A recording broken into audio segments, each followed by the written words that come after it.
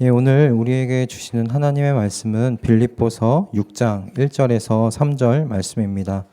에베소서 6장 1절에서 3절까지의 말씀입니다.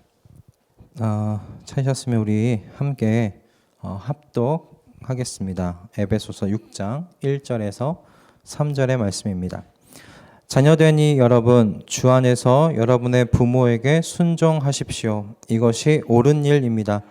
내 부모를 공경하라고 하신 계명은 약속이 딸려 있는 첫째 계명입니다. 내가 잘되고 땅에서 오래 살 것이다 하신 약속입니다. 아멘. 예, 오늘은 가정의 달 그 둘째 주로 어버이 주일입니다. 오늘 먼저 그래서 광고를 먼저 좀 드리자면 오늘 예배 후에 소모임은 없습니다. 그 이유는 오후 시간에 이렇게 부모님하고 시간을 좀 도란도란 가지시라는 그런 의미입니다. 부모님과 함께 좀 더 긴 시간 보내시면서 부모님께 그동안 못 드렸던 어떤 말씀도 같이 나눴으면 좋겠습니다. 평안 가운데 주일 오후 보내셨으면 하고요. 네, 오늘 이 본문 말씀 생각하면서 부모님을 더더욱이나 이번 한 주간 많이 평소보다 더 많이 생각해 본 한 주가 되는 것 같아요. 부모님을 떠올리고 생각해 보면 제 마음 가운데 두 가지 이상의 그 굉장히 복합적인 감정이 이렇게 어우러져 있다는 것, 섞여 있다는 것을 알게 되었습니다. 그러니까 하나는 좀 더 부모님께 따뜻한 말, 그리고 뭔가 사랑이 담긴 말과 그런 행동들을 해드리지 못한 것들에 대한 어떤 후회, 그리고 죄송함, 그런 마음들이, 이 감정이 저희의 마음에 있었습니다. 그리고 또 한편으로는 자라면서 부모님께 받은 크고 작은 상처들이 있어요. 크고 작은 상처들로 인한 뭔가 서운함, 어색함, 때로는 아직까지 해결되지 않은 뭔가 부모님의 어떤 그 행동에 대한 못마땅함, 뭐 이런 것들이 제 안에 이렇게 자리 잡고 있다는 것을 이렇게 살펴보게 되었습니다. 부모님들이 자녀들을 분명히 사랑하시죠. 모든 말씀과 행동들은 자녀들을 향한 그 사랑이 밑바탕이 되어서 하시는 것이에요. 그러나 그 사랑을 건강하게 뭔가 이렇게 표현하고 그 사랑으로 양육하는 데 있어서 이 부모님들도 다 인간으로서 가지고 계시는 연약함과 죄성이 있지요. 그래서 그것으로 인해 부모로 말미암아 부모에게서 자녀들이 상처를 받는 것 아닌가 싶습니다. 뭐 밖에서라면 가끔씩 마주치는 사람들로부터 뭐 상처를 받겠어요. 에이, 뭐 안 보면 그만이지 하고 넘어가긴 하겠지만 부모님은 평생을 같이 살면서 살아가야 하잖아요. 보게 되잖아요. 상처를 조금씩 받게 되는 것 같아요. 그래서 때로는 자녀와의 사이가 이 소원한 이 부모와 자녀의 이야기, 부모들과 부모님과 소원한 관계를 가진 부모와 자녀의 이야기를 듣기도 합니다. 제가 아는 어떤 목사님은 아버지와 유대감이 친하지가 않아서 어렸을 때 무슨 좀 여러 가지 이야기들이 있으셨던 것 같아요. 아버지와 이제 집에서 오랜만에 만나 앉아 있으면 그냥 앞만 보신다는 거예요. TV 앞에 있어서 서로 TV만 보고 정적이 흐른대요. TV 소리만 나는 거예요. 대화를 하기가 되게 어색한 그런 관계라는 거예요. 어떻게 말을 꺼내야 할지 모르겠다라고 하셨던 어떤 목사님의 이야기가 좀 기억이 났습니다. 아마 이보다 더 부모님과 어색한 관계를 가지고 있는 자녀들이 많지 않을까, 저는 그렇게 생각이 들었어요. 그런 것을 좀 생각해 보면 부모 공경하라고 하신 이 말씀이 누군가에게는 하나님께서 자녀에게 주시는 뭔가 이 멍에처럼 느껴지기도 하겠다라는 그런 생각이 들었습니다. 그래서 이재철 목사님 그 새신자반의 책의 마지막 챕터에 이제 그리스도인의 가정생활이라는 챕터가 있어요. 거기서 이재철 목사님이 이렇게 이야기를 하신 것을 함께 좀 읽어드리고 싶었습니다. 이렇게 이재철 목사님이 기록하셨는데, 하나님께서는 그 모든 사정을 아시기에 그대에게 부모를 존경하라고 명령하지 않으셨다. 부모를 사랑하라고도 명령하지 않으셨다. 부모를 존경하라면 존경하지 못할 자녀들이 분명히 있을 것이다. 부모를 사랑하라면 자식의 작은 그릇으로는 부모를 사랑할 수 없는 자식들도 틀림없이 있을 것이다. 그래서 하나님께서는 그대에게 부모를 공경하라고 명령하신다. 사랑과 존경 없이도 공경은 가능하기 때문이다. 자녀가 부모를 존경하지 못하는 경우도 있죠. 사랑하지 못할 그런 이야기들도 있을 겁니다. 그러나 공경과는 좀 다르지 않을까 하는 생각이 들어요. 그래서 이재철 목사님은 이 부모를 공경하라고 하시는 그 하나님의 말씀이 우리를 향한 멍해지움이 아니라 우리를 향한 하나님의 배려, 사랑의 배려라고 그렇게 표현을 하셨습니다. 여러분, 하나님께서 부모를 사랑하거나 존경하라고 말씀하시는 것이 아니라 지금 공경하라고 하심으로 사실 이게 어쩌면 모든 사람에게 적용될 수 있는 보편적인 명령을 우리에게 지금 주고 계신다라고 생각이 듭니다. 그렇게 보편적으로 적용될 수 있는 이런 명령을 우리에게 주신다는 것은 무엇이냐면 이것이 인간관계 안에서 가장 첫 번째로 중요한 명령이기 때문이라고 우리 충분히 짐작해 볼 수가 있겠어요. 그러니까 하나님께서 모세에게 주신 십계명이 두 돌판에 쓰여졌습니다. 첫 번째 돌판에는 그러니까 하나님과 인간 사이의 관계와 관련된 첫 번째부터 네 번째 계명의 첫 번째 돌판에 쓰여졌고, 두 번째 돌판은 이제 인간 사이의 관계에 대해서 쓰여졌는데 5계명에서부터 10계명까지 그 두 번째 돌판에 쓰여졌지요. 거기에서 가장 첫 번째 되는 계명이 바로 내 부모를 공경하라라고 하셨던 말씀입니다. 그렇다는 건 사람과의 관계에서 이 명령이 가장 첫 번째로 중요한 명령이라는 하나님의 지금 가르치심입니다. 사도 바울은 이 말씀을 에베소에 있는 교회들에게 편지할 때 오늘의 본문과 같이 말씀하셨어요. 자녀되니 여러분 주 안에서 여러분의 부모에게 순종하십시오. 이것이 옳은 일입니다. 라고 지금 가르치고 있습니다. 말하고 있습니다. 그러니까 사도 바울은 공경을 순종이라는 이 단어로 치환해서 지금 이야기를 하고 있어요. 공경한다는 것이 곧 순종한다라는 의미라는 것이죠. 그렇다면 여러분 주 안에서 여러분의 부모에게 순종하라고 지금 가르치고 있는 바울의 이 부모 공경의 의미가 무엇일지를 오늘 좀 같이 생각하며 이야기 나누기를 원합니다. 두 가지로 함께 볼 텐데 오늘 이렇게 주 안에서 내 부모에게 순종하라고 가르치고 있는 이 말씀의 의미를 함께 생각함으로 말미암아 주님께서 자녀들을 위해서 그분의 기뻐하신 그 뜻 가운데 여러분 우리의 부모를 선택해서 우리에게 주신 것이잖아요. 우리에게 주신 겁니다. 주님께서 그러므로 명령하신 이 순종을 주님께서 내게 선택하여 주신 이 부모를 향해 기꺼이 순종하겠습니다. 라고 그렇게 결단하는 예배의 시간이 되었으면 해요. 주 안에서 여러분의 부모에게 순종하는 것이 주님이 보시기에 옳다라고 지금 우리에게 가르치고 계십니다.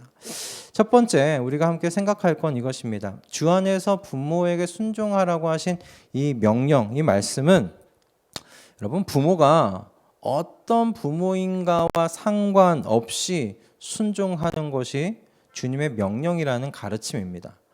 부모가 어떤 부모인가와 상관없이 그 부모면 순종하라는 하나님의 가르침이에요. 부모와 자녀의 관계는 여러분 주 안에서 맺어진 관계라고 가르치시는 것이 지금 성경이 이야기하는 관점입니다. 지난주에 우리가 하나님께서 아브라함에게 하신 그 말씀을 통해서 하나님께서 자녀를 위해 부모를 선택하셨다라는 관점을 가지고 우리 함께 말씀을 나누었습니다. 기억하시죠? 네. 부모는 여러분 지금 내 옆에 있는 자녀들을 위해서 그렇기 때문에 또한 주님께 선택받은 사람들입니다. 그러면 부모에게는 그 자녀를 향한 책임과 의무가 있어요. 그러나 또한 자녀도 마찬가지입니다.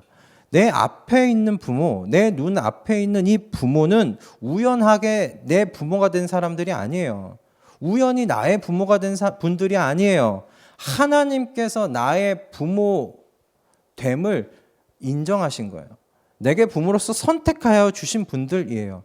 그러므로 자녀의 의무는 무엇이겠어요? 하나님께서 내게 선택하여 주신 이 부모에게 순종하는 것이 자녀된 이들의 의무입니다.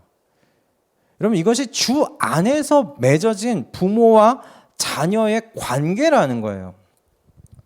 부모는 자녀에게 영원한 생명의 약속이 있다는 것을 알게 해주고 영원한 나의 생명이신 주님을 만날 수 있는 길을 닦아주는 그런 자녀에게 그 길을 닦아주는 역할을 해야죠. 그것이 책임과 의무입니다. 그리고 자녀는 자신의 영과 육의 필요를 채워주는 이 부모의 말에 순종할 의무를 가진다라는 것이 주 안에서 내 부모에게 순종하여라, 이것이 옳은 일이다라고 가르치시는 이 말씀이 가지고 있는 의미라고 생각합니다. 그러나 여러분, 이 말의 의미가 나의 영과 육을 채워주기를 애쓰는 그 부모에게만 순종하라는 말씀이 아니에요. 하나님께서 순종해야 할 부모의 여러분 자격에 대해서 말씀하지 않으세요. 부모의 자격, 내가 순종을 바쳐야 할, 순종의 의무를 다해야 할 부모가 어떤 부모인지 그 부모에 대한 자격을 말씀하고 있지 않다는 겁니다. 여러분, 특히 출애굽기의 10계명 말씀을 보면 사실 어떤 다른 보충도 없어요. 보충 설명도 없어요. 그냥 내 부모를 공경하라라고 되어 있어요. 그리고 신명기 5장 16절에는 너희 부모를 공경하라, 주 너희 하나님이 명하신 것이다 라고 그렇게 기록되어 있어요. 그러니까 성경이 이야기하고 있는 부모에 대한 순종은 감정적인 것이 아니라는 거예요. 그러니까 내가 부모에게 바칠 그 순종은 내가 감정적인 이해를 전제로 하는 순종이 아니에요. 내가 순종할 만하니까, 내가 순종할 마음이 드니까 이 부모에게 순종한다는 것이 아닙니다. 다시 말해, 순종할 마음이 내키는 부모에게만, 그리고 그런 상황 속에서만 순종하라고 지금 가르치고 있지 않다는 거예요. 그저 하나님께서 내게 부모로 내가 선택해 주신 분이다, 내게 부모로서 선택한 자다, 그러니 그 부모에게 공경해라 라고 말씀하고 계시는 거예요. 그러니 그 부모에게 순종하라고 하나님께서 가르치고 계시는 겁니다. 성경에서 그 부모를 거역하며 이 불순종하는 것을 어떻게까지 이야기하냐면, 그러니까 사람이 해서는 안 될 죄의 목록에 들어가 있어요. 사람이 해서는 안 되는 죄의 목록에 들어가 있어요.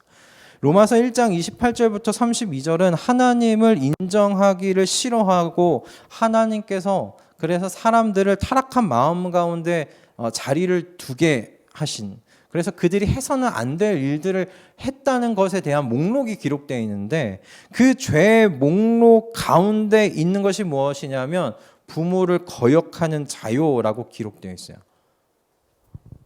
그리고 디모데후서 3장에는 말세에 어려운 때가 올 것인데 그때 사람들은 어떻게 할 건가, 여러 가지 이야기들이 있는데 그 안에 사람들이 하나님을 모독할 것이고 부모에게 순종하지 아니할 것이다 라고 그렇게 기록되어 있어요. 그러니까 성경이 이야기할 때 부모에 대한 순종과 부모에 대한 공경은, 그러니까 사람이면 해야 할 일이라고 지금 못 박아두고 있는 거예요. 그 말씀을 보면서 사실 마음이 좀 그게 어려웠어요. 저 그렇게 잘 못 사는 것 같아서 뭘 이렇게까지 말씀하시나 싶은 거예요. 그러나 부모와 이 자녀의 관계를 다시 이 말씀 속에 들어가서 주 안에서 이루어진 관계, 주 안에서 주님이 맺어주신 관계라고 기억해 볼 때, 생각해 볼 때 이거 과한 말씀이 아니구나 생각이 들었습니다. 하나님께서 그분의 기뻐하시는 뜻 가운데 선택하셔서 자녀에게 부모를 주신 거예요.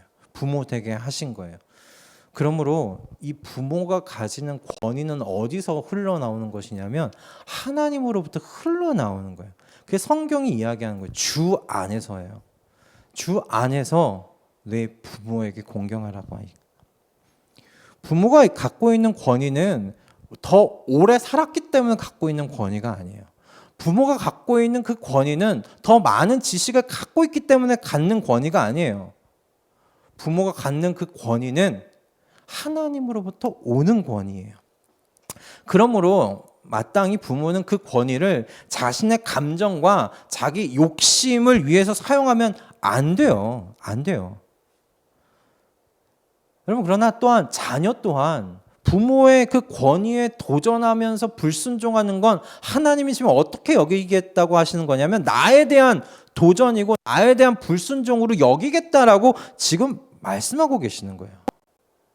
하나님께서 부모에 대해 불순종하는 건 하나님에 대한 당신에 대한 불순종으로 여기겠다라고 지금 말씀하시는 거예요. 때문에 이 말씀을 사실 묵상하면서 그냥 어버이 주일을 묵상하면 부모님께 대한 어떤 말씀을 준비할까, 본문을 내가 잘못 골랐구나 라는 생각, 이 본문을 연구하면서 그랬어요. 묵상할수록 그냥 제가 얼마나 하나님 앞에 그 불순종으로 가득한 인생을 살았는지만 이렇게 더 뚜렷하게 나타나는 거예요. 그냥 하나님과의 1대1의 관계에서만도 참 불순종한 일이 너무나 많은데 부모님과의 관계까지 이걸 갖고 오면 이건 내 인생 자체가 불순종으로 가득한 인생이구나 라는 생각이 드는 것이죠. 과거에 부모님의 마음을 아프게 해드렸을 뿐만 아니라 그 부모님의 마음을 아프게 해드리고 부모님의 가슴에 못 박는 그런 심한 말들을 내던졌을 때 그것이 부모님에게로만 끝나는 것이 아니라 그 부모님에게 권위를 내어주시는 그 하나님의 마음을 내가 아프게 해드렸고 슬프게 해드렸고 그분 하나님 아버지의 마음에 못 박았구나 라고 이 본문 말씀이 그렇게 저에게 이해가 되었습니다. 이 본문을 그냥 묵상하면서 내가 하나님 앞에 정말 자랑할 것 다 정말 하나 없는 죄인이라는 사실을, 그리고 이 하나님 앞에 내가 용서받은 그 죄라는 것이 우리가 상상도 하지 못할 만큼의 죄라는 것에 대하여 다시 한번 깨닫는 시간이 되었어요. 우리 주님의 죄 용서의 은혜가, 이 십자가의 그 은혜가 얼마나 하혜와 같은 것인지를 다시 한번 주 안에서 맺어진 저와 부모의 관계를 묵상하면서 더 깨닫게 되는 시간이 되었습니다. 여러분, 주님을 기쁘시게 해드리는 것이 무엇인지에 대해서 어떻게 하면 주님을 기쁘시게 해드릴까, 그것이 고민되는 때가 혹시 그런 고민을 갖고 계시다면 여러분, 먼 데서 찾지 않으셔도 돼요. 먼 데서 찾지 마세요. 부모에게, 주님께서 선택하여 주신 부모에게 순종하는 것, 여러분, 그것이 하나님을 기쁘시게 해드리는 일이에요. 부모를 공경하는 그 일이 하나님께서 자녀들을 위해서 그분의 기쁘신 뜻 안에서 우리에게 주신 그분께 부모님들에게 공경하고 순종하는 것이 하나님을 기쁘시게 해드리는 일이더라고요.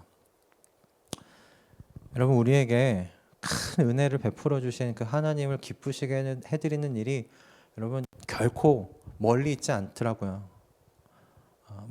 결코 뭔가 거대하고 뭔가 화려하고 뭐 이런 것들이 아니더라고요. 주 안에서 주시는 내 앞에 계신 부모에게 순종하고 공경하는 것이 우리 주님을 기쁘시게 해드리는 일입니다. 여러분, 주님을 기쁘시게 해드리는 이 일이 주님 안에서 맺어진 부모와 자녀의 그 관계 속에 있음을 여러분 항상 기억하실 수 있는 우리 모두가 되었으면 합니다. 오늘 끝나고 예배 마치고 돌아가는 길에 혹시 좀 부모님이 멀리 떨어져 계시다면 전화하셔서 사랑한다고 그동안 따뜻한 말 못해드린 것 죄송하다고 한번 부모님께 말씀 전화드리는 것 어떨까 하는 생각이 들고요.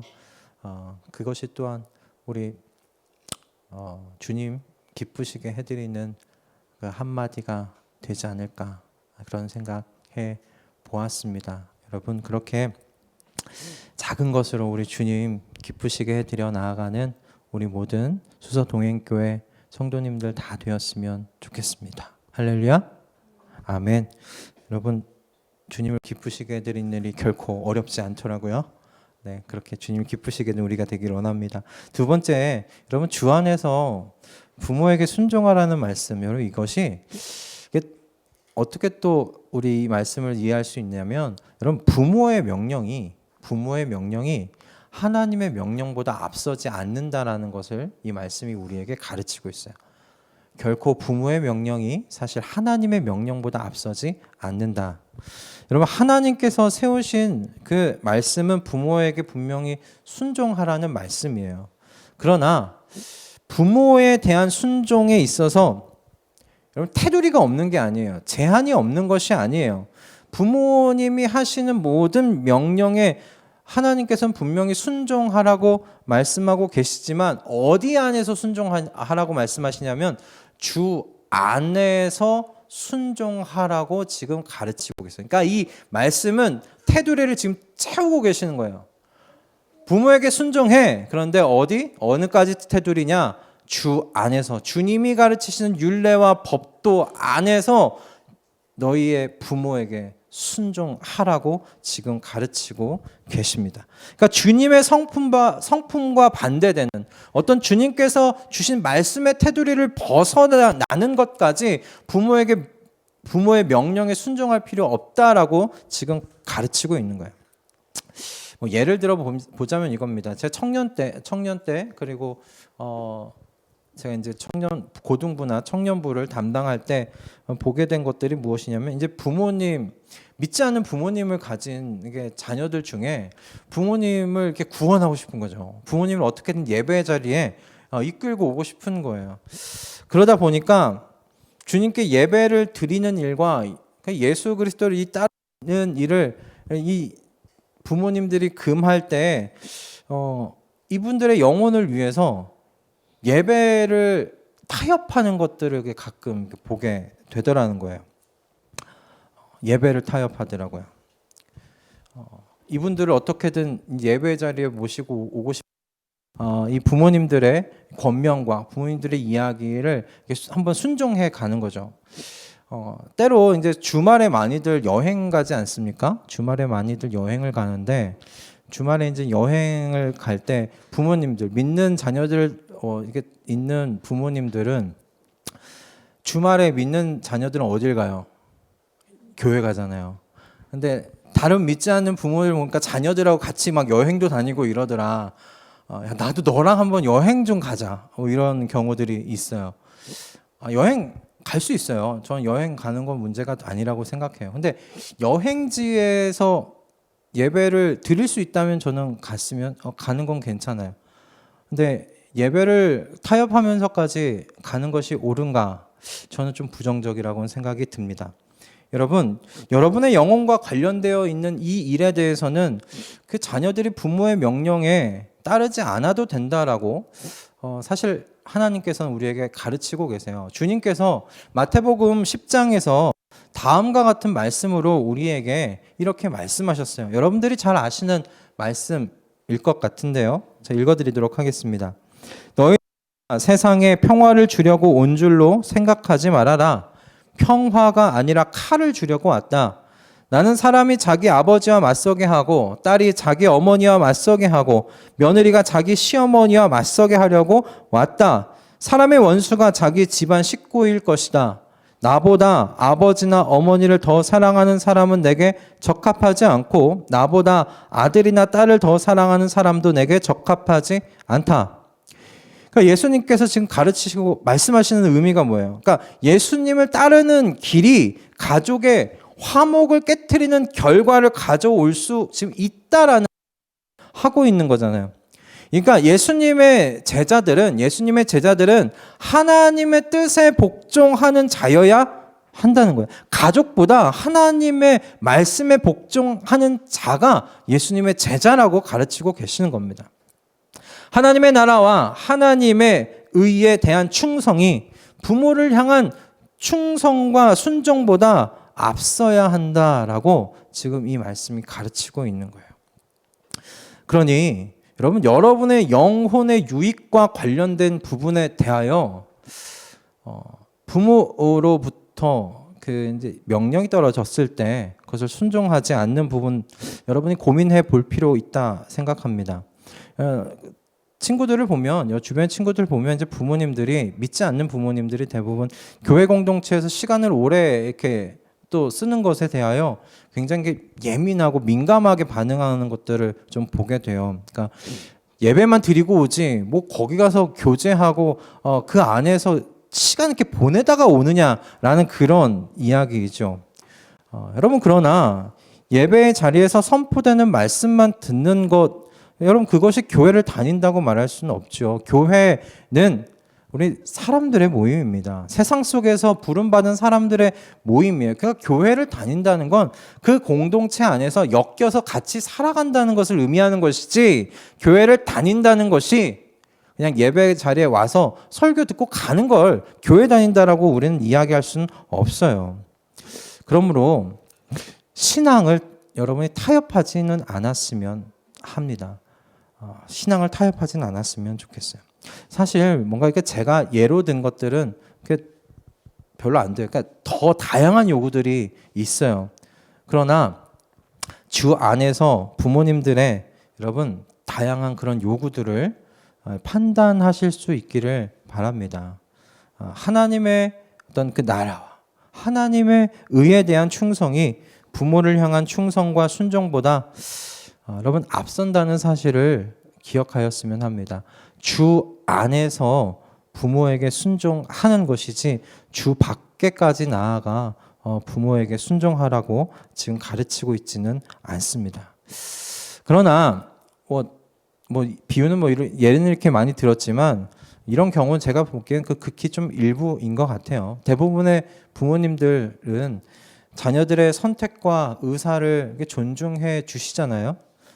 때문에 골로새서에서도 사도 바울이 이렇게 이야기하는 거죠. 그러니까 모든 일에 부모에게 복종하라라고 그렇게 권면하고 있습니다.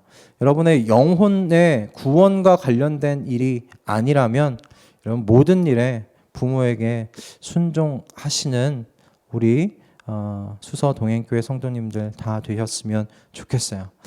자, 그렇다면 여러분 우리 주 안에서 부모에게 순종하라는 의미를 두 가지로 생각해 봤어요. 우리 주 안에서 부모에게 순종한다는 건 첫 번째, 우리가 주님으로 말미암아 자녀와 부모로서 관계를 맺게 됐다는 거예요. 주님께서 세워주신 관계예요. 그러니까 주님이 기준이라는 것이죠. 그리고 또 하나는 그러므로 주 안에서 내 부모에게 공경하라라고 순종하라고 하신 그 말씀은 주 안에서라는 그 테두리를 하나님께서 설정해 두셨다, 세워 두셨다는 것을 의미해요. 주님의 말씀과 주님께서 우리의 영혼을 위해 두신 그 율례와 규례 그 안에서 우리 부모에게 우리가 순종하는 것입니다.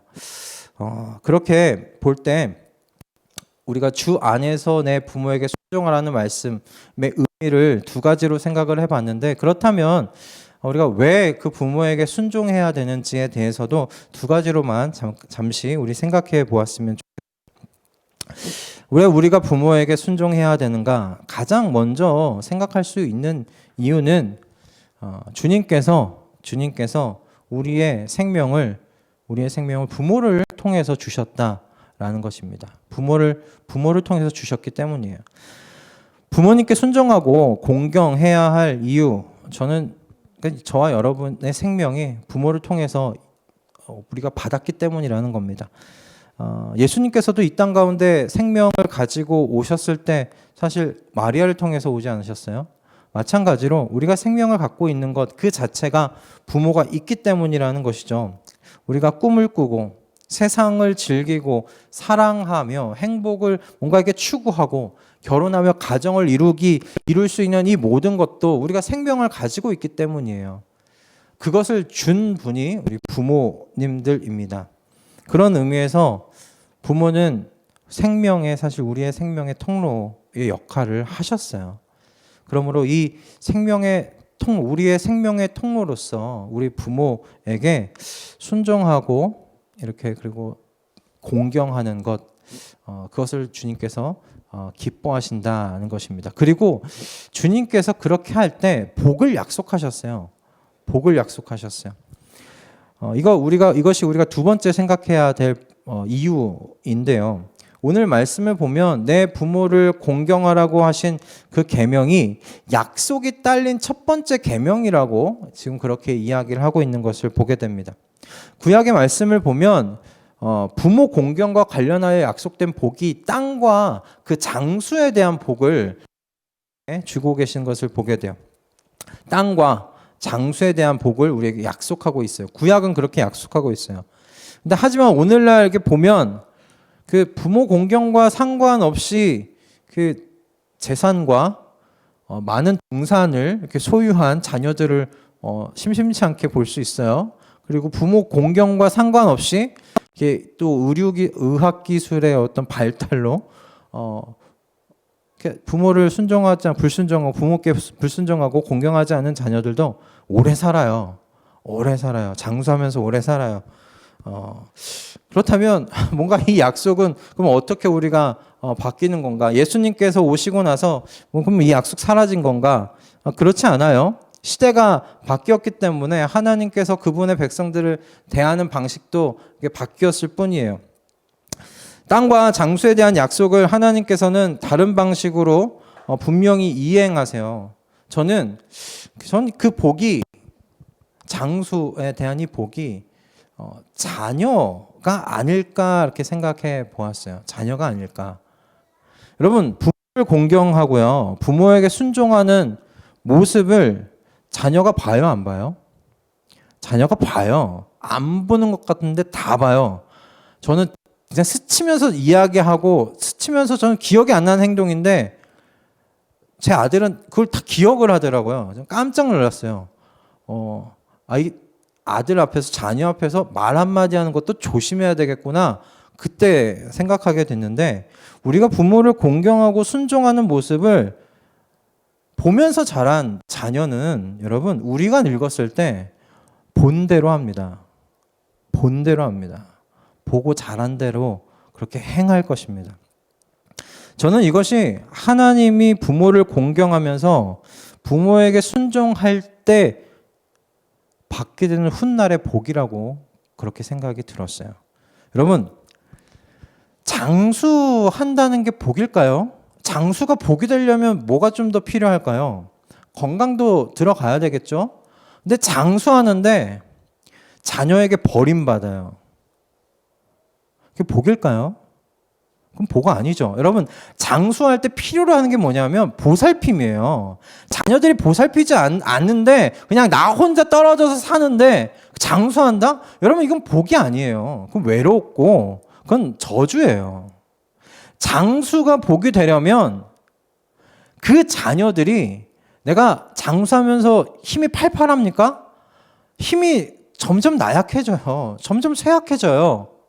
걷기도 힘들어질 때가 있어요. 여러분, 그럴 때, 그렇게 오래 살아갈 때 자녀들이 돌보아주고 자녀들이 옆에 있어주는 것이 장수할 때의 복이죠. 여러분, 장수에는 노년에 자녀에게서 받는 보살핌이 반드시 포함되어야 돼요. 그래야 장수가 복이 되는 거지. 그렇지 않으면 장수는 복이 아니에요. 그러므로 여러분, 노년의 시기에 그 자녀가 부모에게 순종하고 부모에게 공경한 걸 본대로 우리에게 한다면 그것이 저는 장수의 복이 아닐까 생각을 해보게 되었습니다. 우리가 입으로만 효도를 한다면 자녀도 나중에 입으로 효도할 겁니다. 우리가 불순종한 모습을 보이면 자녀도 우리에게 훗날 불순종으로 대할 겁니다. 저는 이것이 그냥 망고불변의 진리라고 생각이 들어요. 그냥 심는 대로 거두는 거죠. 심는 대로 거두는 겁니다. 저희 아내가 제일 많이 쓰는 말 중에 하나인 것 같아요. 심는 대로 거둔다. 아직 결혼하지 않았고 그래서 자녀와 상관없는 분들에게도 이 원리는 동일합니다. 심는 대로 거두어요. 이재철 목사님의 그 말씀이 좀 도움이 되지 않을까 싶은데요. 이렇게 이야기를 하시더라고요. 부모에 대한 미움은 반드시 마음속에 쓴뿌리를 내리고 쓴뿌리는 그대가 그토록 증오했던 부정적인 열매를 고스란히 그대에게 되돌려 주는 법이다. 미움은 반드시 미움의 대상을 닮게 한다는 말이다. 그대는 지금부터 그러므로 겸손한 마음으로 그대의 부모를 공경해야 한다. 부모와의 관계에서 그 어떤 쓴뿌리도 그대의 삶 속에 뿌리 내리지 못하게 해야 한다. 미움은 반드시 미움의 대상을 닮게 한다. 이게 정말 삶에서 나오는 전 지식이라는 생각이 들었어요. 우리는 부모의 어떤 모습을 미워하고 싫어합니다. 저도 그런 게 있어요. 그런데 어느 날 보면 제가 싫어하고 미워했던 그 모습을 제가 하고 있더라고요.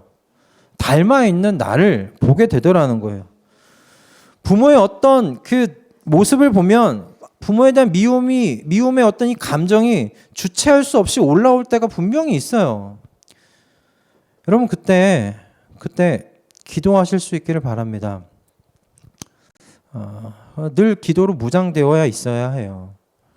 미움의 대상을 앞에 두고 여러분이 지금 이재철 목사님이 얘기하신 그 겸손한 마음을 갖는다는 거 이거 쉬운 일 아닙니다. 굉장히 어려운 일이에요. 미워하는 어떤 행동이 있어요. 부모 안에 내 안에 이 미움을 끌어내는 그런 행동이 있어요. 말이 있어요.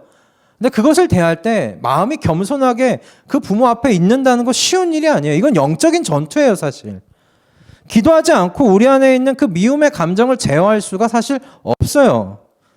하나님의 성령께서 우리의 온 마음과 감정을 붙잡으시고 통제하지 않으시면 우리 안에 이렇게 일어나는 그 미움의 감정은 결국 우리의 마음속 깊은 곳에 쓴뿌리를 내리고야 말 거라는 거죠. 제 개인적인 이야기인데요.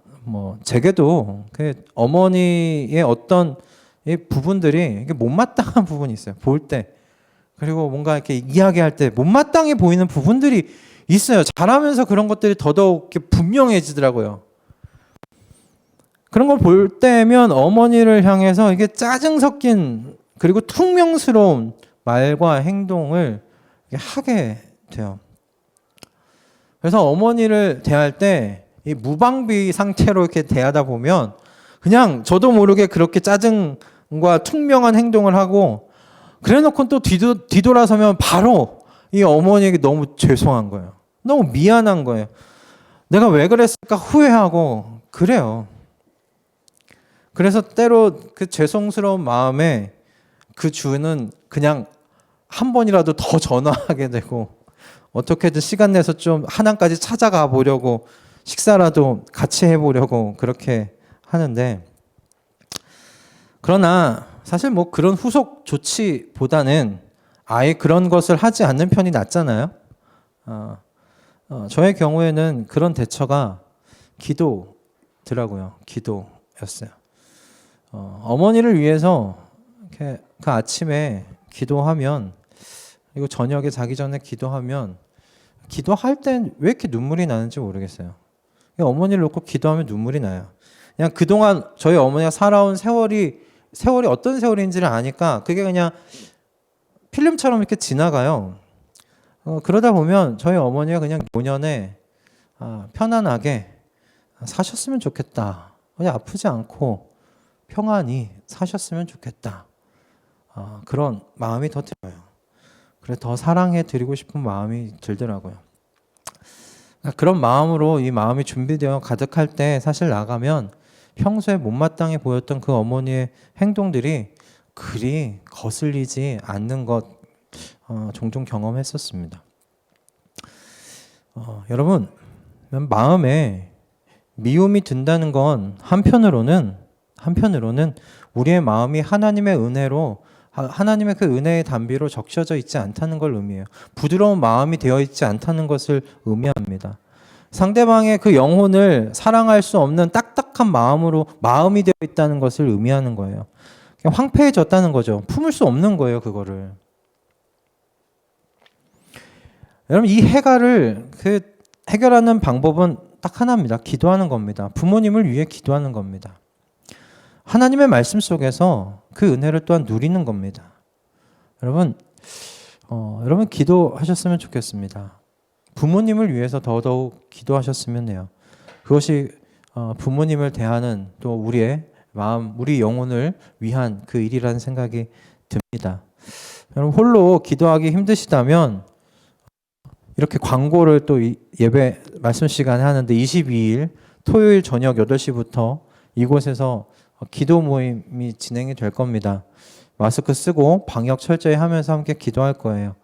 공동체의 이 기도 시간들을 통해서 이 심령이 하나님의 은혜의 담비로 적셔져서 부드러운 마음으로 내 부모를 정말 내 부모에게 마음껏 순종하면서 부모를 공경할 수 있는 우리의 심령으로 준비되어진 시간이 되었으면 하고, 우리가 더 다른 많은 사람들을 품고 사랑해 줄 수 있는 사람들로 준비되어졌으면 합니다.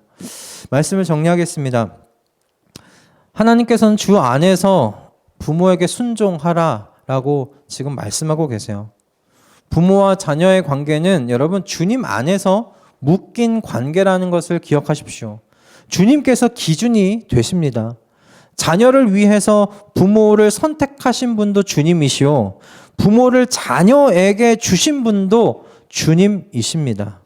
그러니 자녀를 향한 부모의 책임과 의무도 있는 반면에 또한 자녀가 부모를 향해 해야 할 순종의 의무도 있다는 사실을 여러분 늘 기억하실 수 있기를 바랍니다.